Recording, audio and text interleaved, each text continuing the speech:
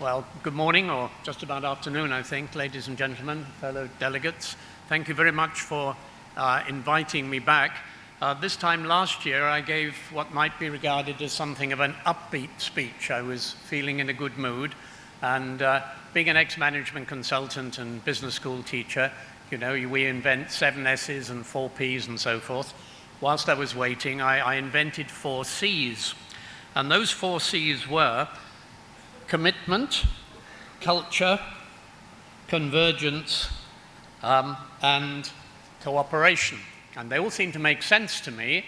Unless you're actually committed to something, then really as soon as the first problems come about, you give up. So commitment was crucially important. We are all, or not all of us, I guess you're from the same culture, but not even that. I've got a colleague from Kerala and another one from the Punjab, and they're completely different cultures. So you can imagine a Brit thrown in there makes it even worse, or better, whichever way you look at it. So cultural convergence is important as well, and it's not to be underrated. We can read books on it, but actually to live it is quite another matter. Convergence, well, as Friedman says, it's a flat world now, and our tastes are converging, and most of you guys aren't wearing, well, some ladies are wearing saris, but mostly we're in Western dress, forget the turbans, but you know, there's a bit left that's traditional, and there's quite a lot that has become converged so that we are, in fact, in a flat world. And obviously the subject of this conference, which is supposedly ICT, really emphasizes that, because ICT doesn't differ whether it's in New York, Tokyo, or Delhi. I don't know much about ICT, so I thought my talk would probably be dealing better with the things I'm feeling at the moment in relation to the world as we see it. And I got a little bit worried during the earlier talks because all of you were saying good things, and I thought I've got to be upbeat.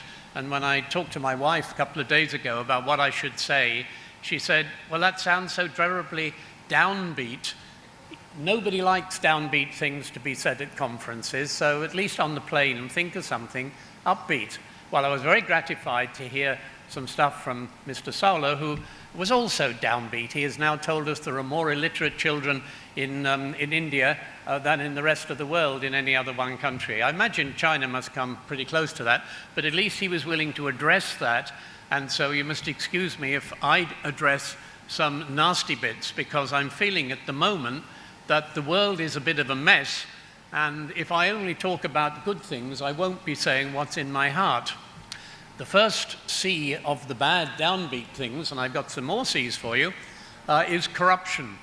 Now, corruption, we know in India, is supposed to be pretty bad. Transparency International rates India 99th out of 168 in terms of corrupt countries. The other bricks are there as well, by the way. Russia is 150, Brazil is about 80-something, and China is in the 120s. So you're in good company, but it's still something that is a bad thing. And I used to think, oh, we're better than that in the West, aren't we? So you look at Britain at the moment.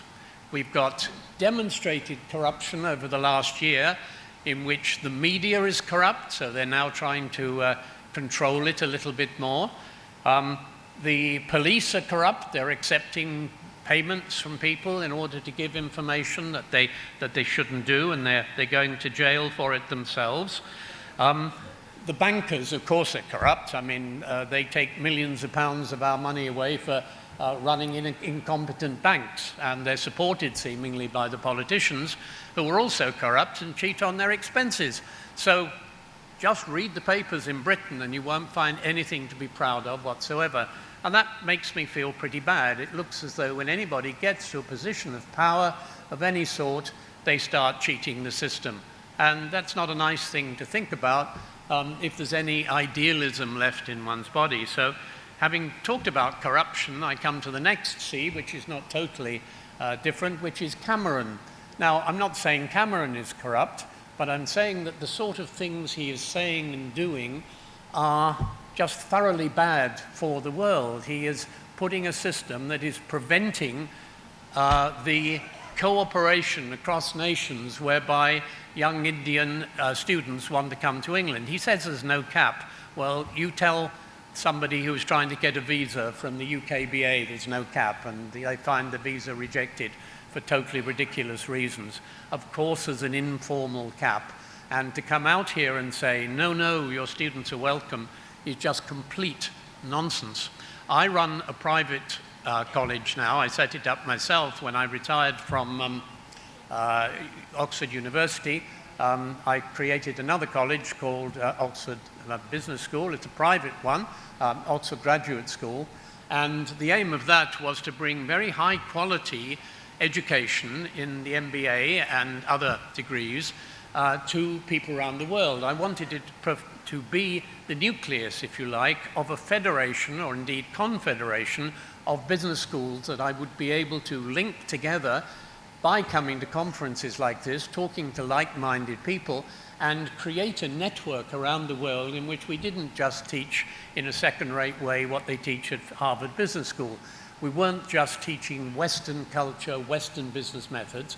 We were able to take the often better, but certainly different ways in which people do business in Japan, in China, in India, in Brazil, and create a network of colleges around the world, which I was trying to get going from England. Well, Cameron put the kibosh on that. He made sure that I couldn't develop the college in the way in which I was in England. I've now concentrated on the online learning method, whereby you don't have to take students into England, but you can develop a network under online methods. So I'm not going to be beaten, despite the attempts by our politicians, for whatever they may say, to try and cut down immigration. And why on earth is a student an immigrant?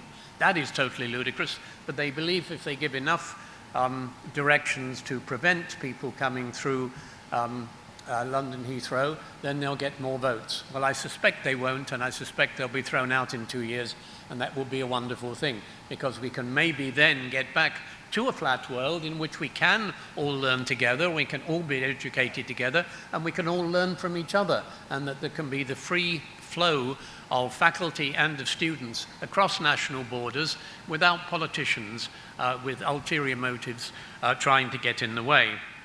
There are a couple of other C's which are quite beyond me, but also make me feel a bit downbeat.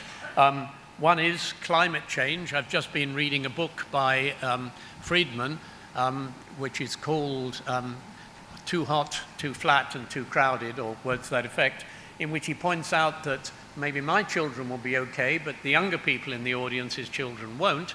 If we carry on growing at the rate at which the BRIC countries are growing at the moment, the world will not be habitable in between 30 and 50 years. More and more coal-fired power stations being built, and we can turn the other way and say, oh well, après-moi le déluge, as the French tend to put it. After me, it's going to be disastrous, but it's okay while I'm there.